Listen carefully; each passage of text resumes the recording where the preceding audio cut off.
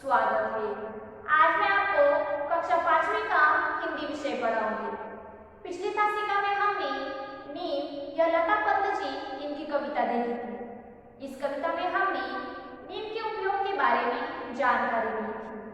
तो आज मैं आपको गणाधन यह पाठ सिखाऊंगी। गणाधन मतलब छिपा हुआ धन।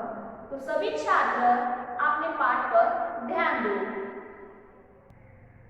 छात्रों, आज हम कक्षा 5वीं का 10वां पाठ पढ़ने वाले हैं, जिसका नाम है गणाधन। धन का मतलब होता है दौलत या संपत्ति। अब मैं पाठ का वाचन करूंगी और समझाऊंगी। आपको ध्यानपूर्वक सुनना है और समझना है। सुंदरपुर गांव में रामदीन नामक किसान रहता था। एक गांव था जिसका नाम था सुंदरपुर, और वहाँ पर रामदीन नामक एक किसान मतलब कृषक रहता था। जो खेतों में काम करते हैं उन्हें किसान कहते हैं। उसके 4 बेटे थे और उस किसान के 4 बेटे थे। रामदीन स्वयं तो बहुत परिश्रमी था, पर उसके 4 बेटे बड़े आलसी थे। जो रामदीन नामक किसान था वह बहुत परिश्रमी मतलब मेहनती था, लेकिन उसके जो 4 बेटे थे वे बहुत आलसी मतलब सुस्त या मंद थे। हर समय इधर उधर बैठकर गप्पे मारा करते थे, और वह पूरा दिन यानी हर समय यानी वक्त इधर उधर घूमना, गप्पे मारना ऐसे काम किया करते थे। रामदीन उनके इस अल्लड़पन से परेशान था, और जो रामदीन था वह उनके इस अल्लड़पन से यानी भोलेपन से परेशान यानी हैरान था। छात्रों, यहाँ पर आपको परीक्षा में प्रश्न पूछा जा सकता है कि रामदीन परेशान क्यों था? क्योंकि रामदीन के 4 बेटे बहुत आलसी और अल्लड़ थे। वे हर समय इधर उधर बैठकर गप्पे मारा करते थे। उसे हमेशा बेटों के भविष्य की चिंता सताया करती, और वह हमेशा यह सोचता रहता था कि उसके बेटों का भविष्य में मतलब आने वाले समय में क्या होगा। यह चिंता यानी फिक्र उसे लगी रहती। वह दिन रात यही सोचा करता कि बेटे अपना पेट कैसे पालेंगे, और वह रात दिन यही सोचा करता है कि उसके बेटे भविष्य में उसका पेट कैसे पालेंगे, उनका पेट कैसे पालेंगे। एक रात वह इन्हीं विचारों में खोया था। तभी उसकी पत्नी ने झिझकते हुए उसे एक उपाय सुझाया। एक दिन वह इसी विचार करते हुए खोया हुआ था।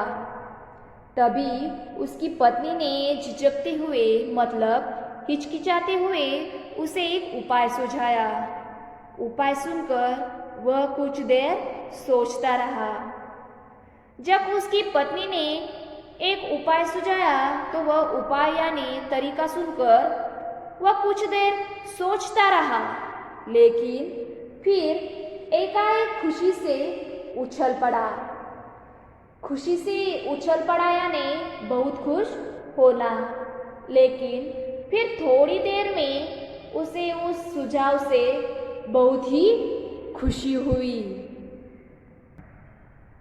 अगली सुबह रामदीन ने अपने 4 बेटों को बुलाकर कहा, मैं और तुम्हारी माँ अब बूढ़े हो गए हैं। जब सुबह होती है तब रामदीन अपने 4 बेटों को बुलवाता है और क्या कहता है कि अब मैं और तुम्हारी माँ बूढ़े मतलब वृद्ध हो गए हैं। हम दूर तीर्थ यात्रा पर जा रहे हैं। और हम कहाँ जा रहे हैं? दूर तीर्थ यात्रा पर जा रहे हैं। तीर्थयात्रा यानी तीर्थ स्थानों पर जाने के लिए की जाने वाली यात्रा। मैंने खेत में धन गाड़कर छिपा रखा है। तब रामदीन कहता है कि मैंने अपने खेत में धन गाड़कर छिपा रखा है। यदि कोई ज़रूरत पड़े तो उसे निकालकर उपयोग कर लेना। अगर आपको इस धन की कभी ज़रूरत पड़े तो उसे निकालकर उसका उपयोग आप सब कर सकते हो। छात्रों, तीर्थयात्रा पर जाते समय रामदीन ने बेटों से क्या कहा? तीर्थयात्रा पर जाते समय रामदीन ने बेटों से क्या कहा?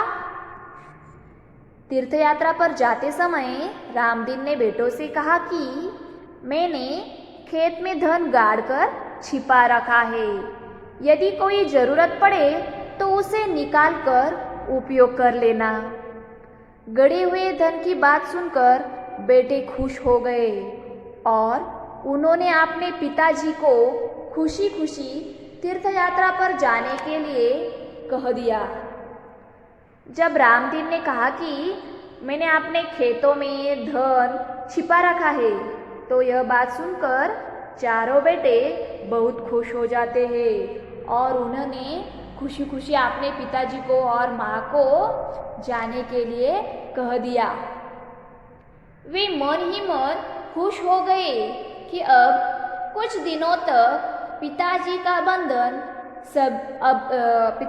बंधन भी उन पर नहीं होगा और वे मन में खुश हो रहे थे कि अब कुछ दिनों तक उनके ऊपर किसी का भी बंधन नहीं होगा। इस चित्र में हम देख सकते हैं कि किस प्रकार रामदीन और उनकी पत्नी अपने चारों बेटों को बुलाकर समझा रहे हैं कि अब हम दोनों अब बूढ़े हो चुके हैं, अब हम तीर्थ यात्रा पर जा रहे हैं। अगर आपको किसी चीज़ की ज़रूरत पड़े तो मैंने खेतों में धन छिपा रखा है, उसमें से निकाल लेना। इस प्रकार रामदीन अपने चारों बेटों को समझाकर तीर्थ यात्रा पर निकल जाते हैं। छात्रों, मैं आशा करती हूँ कि सिखाया हुआ भाग आपको समझ में आया होगा। अगली तासिका में हम पाठ का शेष भाग देखेंगे। धन्यवाद।